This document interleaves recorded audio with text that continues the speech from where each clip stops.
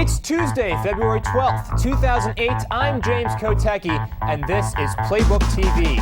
It's the day of the Potomac primary or the Chesapeake primary, depending on which river you feel is more politically correct to associate with the D.C., Maryland, Virginia region. Now, I fancy myself a paragon of tributary sensitivity, and you know, while we're at it, primary just seems so hierarchical and outdated, so to make everyone feel welcome, let's go with Potomac process, an outward expression of inward choices. I feel clean again.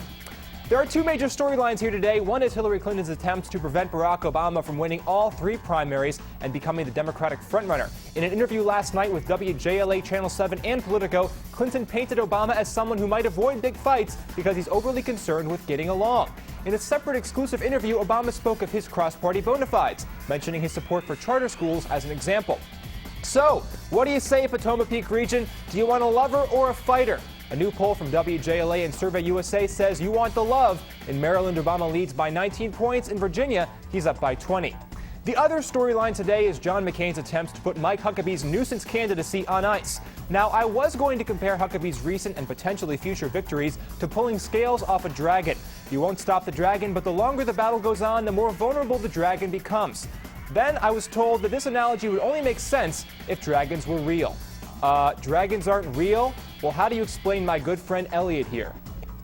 Anyway, there are 119 delegates on the line today, and so if McCain takes all of them, he'll only be about 350 delegates away from the prize. For Huckabee, doing better than expected is probably not enough anymore. He's got to have those delegates, baby.